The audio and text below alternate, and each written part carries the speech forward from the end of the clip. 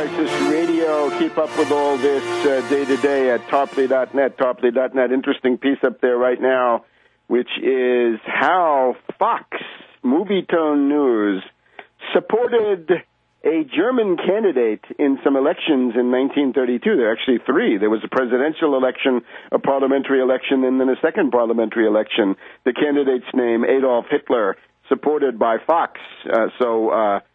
The more it changes, the more it stays the same.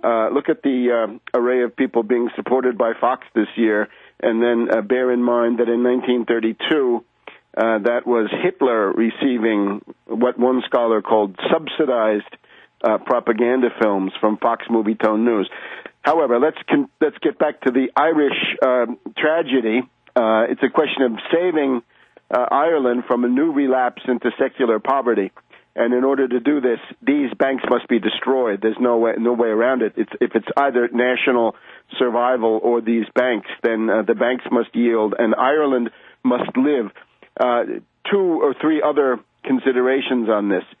You're going to shut down the Anglo-Irish Banking Corporation. You're going to liquidate that. That will cease to exist. It's already a zombie bank. As a scholar from Trinity College, Dublin, was saying yesterday in an interview with, I think, The Bachelor, the right-wing, the reactionary neocon, but nevertheless had a guy on from Trinity College, Dublin. These are zombie banks. They perform no public purpose. All of this money is being pumped in for reasons which have nothing to do with the general welfare. It's merely to protect various fat cats, and that would be then British banks, French banks, German banks, Goldman Sachs, J.P. Morgan Chase, and so forth. The goal is to protect them. This is an opportunity to save the international derivatives cartel at the expense of the people of Ireland. That's how they see it. So the credit has already stopped. So therefore you have this problem. You're going to shut down Anglo-Irish Bank Corp and liquidate them and destroy their derivatives, shred, delete, abrogate their derivatives in the process. Since they are bankrupted, also, I'm sorry, it means that the shareholders are wiped out and the bondholders are wiped out. And that's this capitalist model that these characters claim to admire so much. But where do you then get credit? You've got to nationalize the Bank of Ireland. And it's unfortunate now because you're on the euro, so you've got to do this on a continent-wide level. You've got to nationalize the European Central Bank. You've got to Europeanize the European Central Bank and force them to issue 0% credit for production. In other words, you're going to restart your lending system through 0% credit from the central bank. If you can do that within the European system, do it within the European system. But if your national survival is at stake in an immediate sense, then maybe you need to breach the European Central Bank currency monopoly and go to something else. But the principle of it is it's better to do it on a European-wide basis. Nationalize the central bank.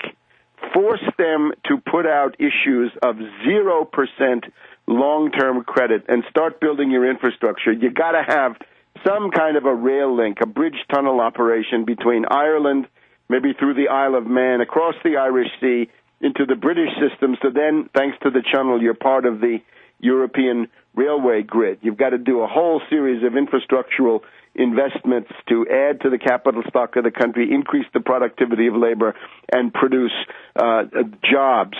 So nationalize the central bank, 0% credit for production only, not for derivatives, not for speculation, but only for tangible physical commodity production, starting with infrastructure, but then extending to industrial manufacturing where there's a physical product, not services, not financial services, but again, and it gets down to a dry cleaner, that's production, a repair shop is production, a restaurant is production, financial services place, a brokerage, is not. They will have to take their chances in this free market that they claim to admire so very much.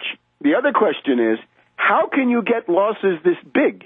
How can you have this Anglo-Irish Bank Corp absorbing, 30 billion euros, 30 to 35 billion euros, and of course it's destined to go up. What kind of an investment can do that? They say, the various commentators say, well, this is because of the real estate market. Yeah, well, fine. You buy a piece of real estate, and you buy it at 100, and it goes to 0, and you've lost everything. But that's all you can lose. What kind of an investment allows you to generate losses which are theoretically infinite? They're unlimited. They can be 20 to 1, 50 to 1, 100 to 1, 500 to 1, 1,000 to 1.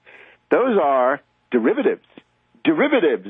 This is the word which the entire coverage here, as far as I can see, in the Wall Street Journal on 30th of September, October 1st also. There's no mention of the fact that these banks were doing derivatives speculation. Derivatives are the key to why these losses are so huge. How can you lose so much with such a modest-sized institution? How is this possible? Only the genius of these innovative, wonderful financial products called derivatives allows such a thing to happen. So again, get busy, ban, in addition to wiping out the credit default swaps and collateralized debt obligations of these zombie institutions, get busy attacking collateralized debt obligations and credit default swaps across the entire economy. We had that motion by Germany back in May to ban naked credit default swaps, and that is still in force in Germany. However, we've then seen the European Commission, the Barroso and company, coming up with very weak follow-up on that, right? It's October, and Barroso promised to unveil his anti-speculative program in October. Don't hold your breath, because there's not going to be very much there. The other thing, of course, is that this crisis now, quite apart from the original bankruptcy of Anglo-Irish Bank, the current crisis is being exacerbated by derivatives. Here we read in the Wall Street Journal, one measure of confidence is the cost of insuring Ireland's sovereign bonds against default using derivatives called credit default swaps. This price has now jumped to a record, according to data provider Market. So derivatives, specifically credit default swaps, are at the heart of the current hot phase of this crisis. So what's the answer? Yeah, imitate Germany, at least, ban naked credit default swaps on Irish bonds. And indeed, let's learn the lesson finally. What Schäuble, the German finance minister, was doing back in May was on the right track. This awful Lagarde of France, right, the French woman finance minister who speaks such wonderful English learned in the cafeteria at J.P. Morgan Chase or whatever it was, she has blocked it. So outlaw credit default swaps, and you can take some of the heat off Ireland. But learn these lessons. Strike at finance capital. Do something to shut down these speculators. We'll be back in a minute.